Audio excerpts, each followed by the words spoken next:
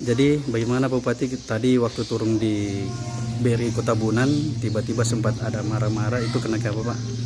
Jadi gini, saya tadi kebetulan kunjungan dengan Pak Kapolres setelah habis apel untuk operasi lilin 2020 ya, Natal dan 2021 tahun baru. Kemudian kita jalan untuk bagi-bagikan masker ke masyarakat, bantuan dari Kapolda Sulawesi Utara. Kapolres bilang di BRI Kota Bunan itu banyak orang ngumpul. Saya bermaksud datang lihat kalau mereka pakai masker. Alhamdulillah mereka pakai masker. Saya tanya, ini ibu-ibu semuanya, ada apa? Mereka bilang mau terima bantuan dari presiden. Saya tanya, yang UMKM ya? Oh iya, 2.400.000. Nah, berapa banyak? Sekitar 125 orang. Siapa yang ngusul? Nah, ini yang finance, yang Estadana, kebetulan berdampingan langsung dengan BRI. Saya bilang, kenapa dia yang ngusulin? Oh iya Pak. Nah, datanglah orang koperasi 3 orang.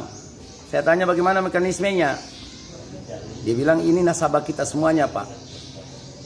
Mereka ini kita pinjamkan uang, baru kita usulkan ke Kementerian Koperasi dan UMKM.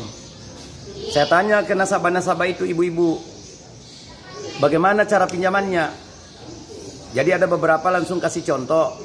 Kami pinjam 3.400.000. Nah, kemudian yang kami terima cuma 2.700.000. 700 jadi simpanan, tetap ada di Estadana. Dan mereka bantu kita urus untuk dapat bantuan dari presiden yang 2.400.000. Nah, kewajibannya bagaimana di Estadana? Dibayarkan pengembaliannya dari uang 2.700.000 itu, dari pinjaman 3.400.000 yang dipotong 700 sebagai simpanan. Kewajiban para nasabah itu setiap minggu mengembalikan 250.000 selama 25 bulan.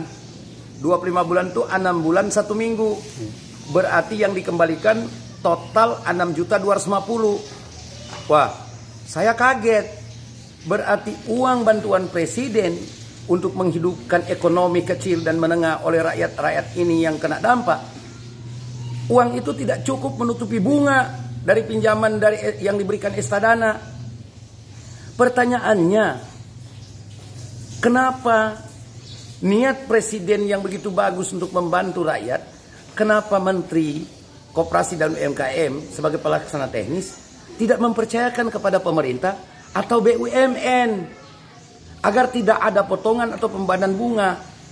Kalau di macam Estadana ini, mereka awali dengan pinjamkan dulu uangnya dengan bunga selama 6 bulan 1 minggu itu kurang lebih 131%. Ini akan bikin celaka ini orang-orang ibu-ibu susah ini karena ketidaktahuan dia, dan dia terjepit dengan masalah modal. Dia iya-iya saja. Nah, saya minta Pak Presiden, Bapak itu sayang benar sama rakyat. Saya bupati yang paling setuju ketika Bapak mengambil keputusan itu.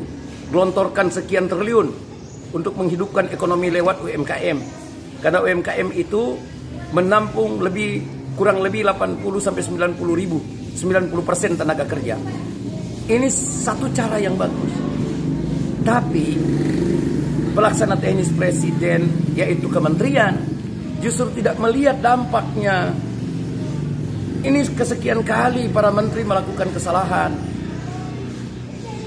Terus apa gunanya kita sebagai bupati, wali kota dan gubernur sebagai perpanjangan tangan daripada pemerintah pusat, perpanjangan tangan dari presiden? Kami ini kan melaksanakan tugas konkuren. Apakah mereka itu yang di Estadana sebagai finance dengan suku bunga yang tinggi lebih tahu dan lebih sayang rakyat daripada kami? Ini kesalahan fatal untuk kesekian kalinya beberapa menteri yang kadang-kadang membuat satu kebijakan tanpa melihat dampaknya. Jadi sekali lagi saya menghimbau kepada presiden untuk panggil lagi menteri, hentikan itu nama-nama yang diusulkan oleh usaha-usaha finance seperti Estadana dan sebagainya, koperasi-koperasi simpan pinjam dengan bunga yang tinggi. Karena mereka siasati dengan berikan pinjaman dulu. Karena kan itu nanti mereka usulkan nama-nama itu. Itu sekitar 120-an orang. Saya kaget tadi ini. Tepatnya Senin tanggal 21 Desember. Saya tadi sempat marah sama orang koperasi karena dia datang, 3 orang bilang, oh kita tidak paksa rakyat Pak. Kita malahan bantu, pinjamkan dulu. Saya tidak mau tahu dengan usahamu. Yang saya mau lindungi adalah rakyat saya yang mereka terjepit dengan modal, kebutuhan modal, dan mereka tidak paham bahwa ini justru akan menyusahkan dia. Bayangkan saja, dari pinjaman yang 3.400.000 yang dia pegang untuk dia usahakan itu, untuk modal usahanya cuma 2.700.000, dan kemudian dia wajib mengembalikan 250.000 per minggu selama 25 minggu. Berarti total dia kembalikan dari modal usaha yang 2.700.000 itu 6.250.000. Selisihnya 3.550.000. Itu 131%. Ini mau hidup bagaimana? Berarti uang yang dia terima dari presiden, kasih sayang presiden, yang niat tulus presiden itu tidak cukup menutupi bunga dari pihak finance ini. Makanya saya minta presiden koreksi lagi kebijakan menteri ini. Langsung aja kepada pemerintah daerah. Nanti kita yang lakukan pendataan terhadap usaha-usaha kecil terutama ibu-ibu. Kita kan yang punya rakyat, kita yang tahu kok. Saya heran para menteri ini selalu melangkahi bupati wali kota gitu, sebagai perpanjangan tangan pemerintah pusat. Ini kesalahan kesekian kalinya dari para menteri. Makanya kan saya banyak mengoreksi. Karena ini kepentingan negara, ini punya kita bersama. Makanya saya selalu bilang, belum tentu orang jadi menteri itu lebih paham tentang persoalan di daerah. Kita di daerah yang lebih tahu. Jangan terlalu mengeneralisir bahwa seakan-akan para bupati, wali kota, dan gubernur itu semuanya orang-orang jorok, orang-orang pencuri. Enggak lah, kita juga sayang rakyat kita. Saya akan berakhir masa jabatan di 17 Februari 2021. Tapi sepanjang itu masih ada di saya, masih saya yang sematkan bupati, saya tidak akan biarkan rakyat saya menderita. Karena kelemahannya, karena ketidaktahuannya. Dia nggak tahu. Tadi semuanya bilang, iya memang betul yang berat sekali kita orang mau kembalikan, tapi apa boleh buat? Orang butuh modal cepat. Dan cuman ini finance ini yang datang untuk membantu supaya kita orang dapat bantuan dari presiden. Saya bilang, presiden bermaksud supaya kalian tidak pinjam yang begini-begini. Karena bunganya begitu tinggi. Dalam 6 bulan 1 minggu, itu harus mengembalikan 131% bunganya. Kurs saja cuma 0,9% di bank-bank pemerintah dan bank yang ditunjuk. Asli rakyat kesulitan untuk mengembalikan pinjaman pokok dan bunga, apalagi dengan begini.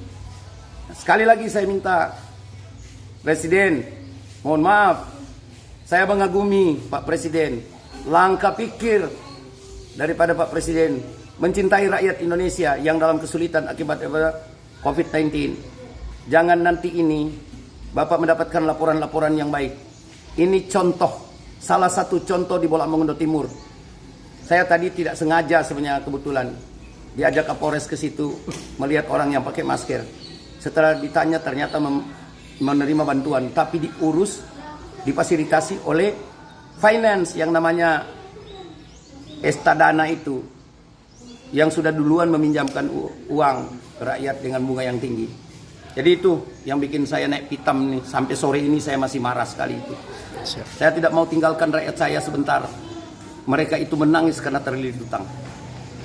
Tugas kita bagaimana menjadikan rakyat bahagia, bukan harus kaya. Bagaimana rakyat bahagia? Rakyat bahagia itu bukan kaya, tapi dia mampu untuk menyelesaikan permasalahannya hari ini, dan dia mampu untuk memenuhi kebutuhannya hari ini.